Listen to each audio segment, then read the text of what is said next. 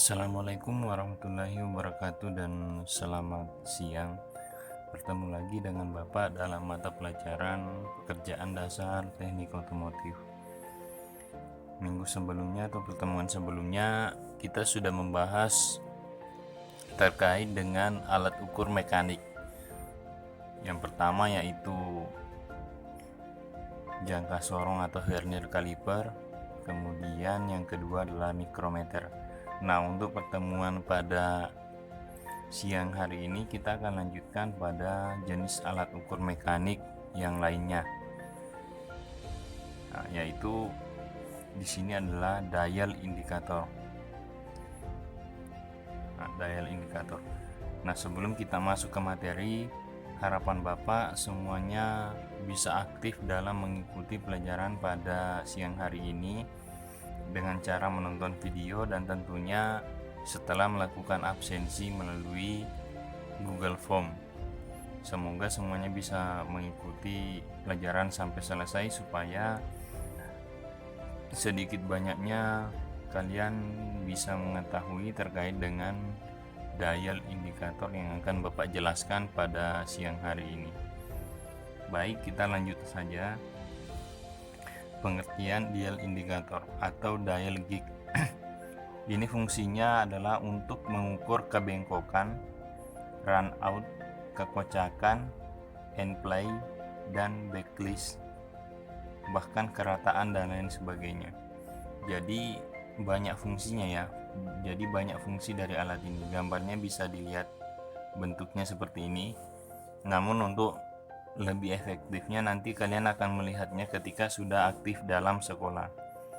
Jadi di dalam dial indikator ini terdapat mekanisme yang dapat memperbesar gerakan yang kecil. Pada saat spindle bergerak, gerakan tersebut diperbesar oleh mekanisme pembesar dan selanjutnya ditunjukkan oleh jarum penunjuk. Namun untuk penggunaan alat ini ada beberapa komponen atau peralatan pendukung yang digunakan. Jadi yang dimaksud dial indikator ini cuman yang Bapak tunjukkan dengan kursor ini. Jadi yang ada semacam jarum ini yang dimaksud dial indikator.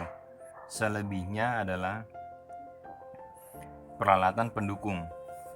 Nah, peralatan pendukungnya itu terdiri dari magnetic stand sebagai dudukan dial gig agar tidak bergeser dan dapat diatur posisi pengukurannya. Nah, magnetic stand ini yang dimaksud adalah yang ini, yang ada seperti tiang ini yang dimaksud dengan magnetic stand, sementara dial gignya adalah yang ini, yang seperti jarum stopwatch ya.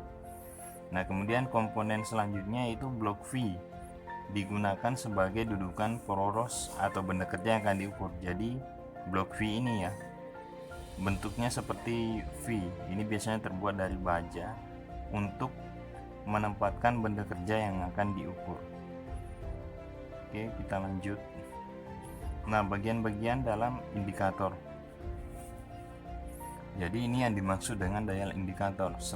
Selebihnya komponen atau gambar yang kalian lihat sebelumnya itu adalah komponen pendukung dari dial indikator. Nah, fungsi dari tiap-tiap bagian adalah sebagai berikut. A. Jarum panjang seperti yang ditunjukkan pada gambar, fungsinya adalah menunjukkan angka desimal. Nah, kemudian B. Jarum pendek. Perhatikan, ini adalah jarum pendek. Ada semacam lingkaran yang berisi angka-angka. Itu adalah satu ruas jarum pendek sama dengan satu kali putaran jarum panjang. Jadi satu kali berputar jarum panjang ini nanti menggerakkan jarum pendek ini berpindah dari satu ke dua. Misalkan posisi awal jarum panjang ini di 0, kemudian ketika bidang sentuh ini ditekan, nanti jarum panjang ini akan berputar satu kali. Setelah berputar satu kali atau kembali ke 0, nanti jarum pendek ini akan berpindah dari 0 pindah ke 1. Nanti kita akan lebih jelasnya akan praktek langsung ketika sudah tatap muka di sekolah. Kemudian yang bagian C yaitu tanda batas toleransi, ditunjukkan ini ya. Namun tentunya nanti setiap komponen atau setiap merek itu tentunya beda. walaupun secara garis besar sama ya. Dua tanda batas toleransi ini dapat digeser ke kiri atau ke kanan sesuai keinginan kita untuk melihat batas pergerakan jarum panjang ke kiri dan ke kanan, yaitu batas toleransi ya. Kemudian yang D adalah bidang sentuh. Nah, bidang sentuh ini bagian naik turun sesuai permukaan benda kerja. Kemudian lanjut, jenis-jenis dial indikator berdasarkan batas ukurnya ada 3 jenis ya. Yang bagian A ini dengan ketelitian 0,01 dan batas ukur sampai dengan 10 mm. Jadi hanya bisa mengukur sampai 10 mm dengan ketelitian 0,01 mm. Selanjutnya bagian B, dial ini dengan ketelitian 0,001 mm, batas ukurnya sampai dengan 1 mm. Jadi jika dibandingkan A dengan B, yang indikator bagian B ini yang lebih detail dalam melakukan pengukuran. Namun batas ukurnya kecil, hanya sampai 1 mm. Jadi di atas 2 mm kita tidak bisa menggunakan dial yang B. Bisanya menggunakan yang bagian A.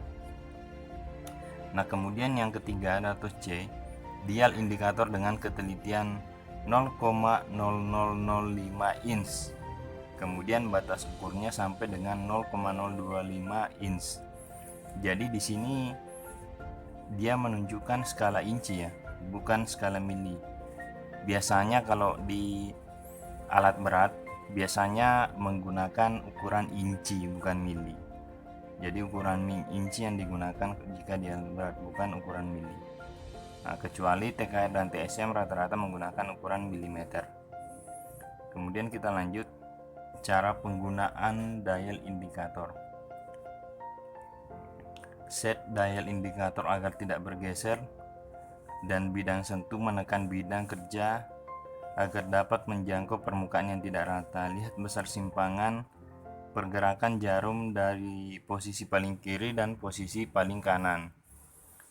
Kemudian hasil pengukuran menyatakan permukaannya rata jika nilainya tidak memiliki batas toleransi.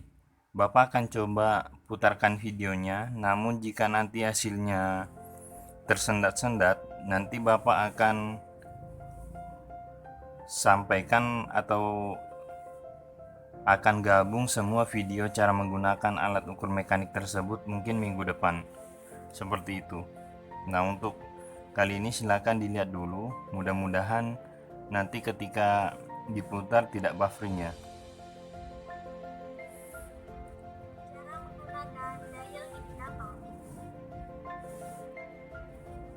Melakukan pengukuran dengan dial indikator harus dilengkapi dengan alat bantu seperti magnetic stand dan pemegang benda ukur. Cara penggunaannya yaitu tempatkan dial indikator pada posisi yang pas. Posisikan agar bidang sentuh dial indikator menyentuh permukaan bidang ukur. Kunci magnetic stand sehingga kemagnetan on. Kalibrasi posisi 0 dengan memutar outer ring sehingga jarum panjang tepat pada posisi 0. Selanjutnya, gerakan objek yang akan diukur. Baca hasil pengukuran dengan melihat simpangan terjauh jarum panjang.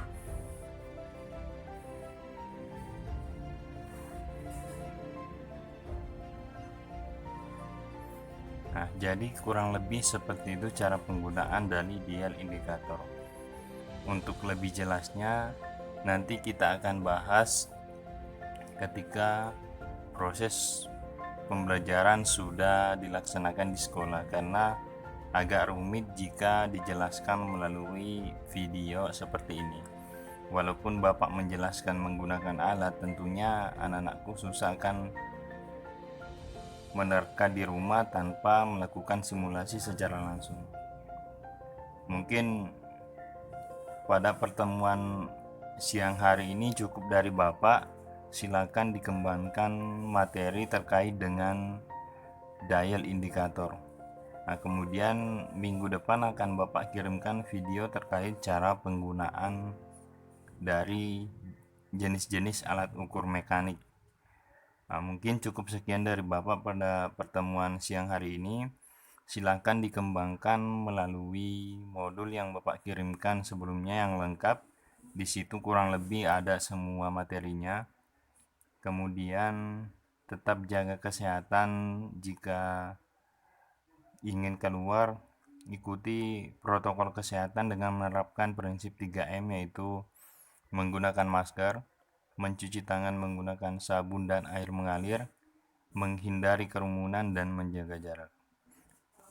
Sekian dari Bapak. Assalamualaikum warahmatullahi wabarakatuh.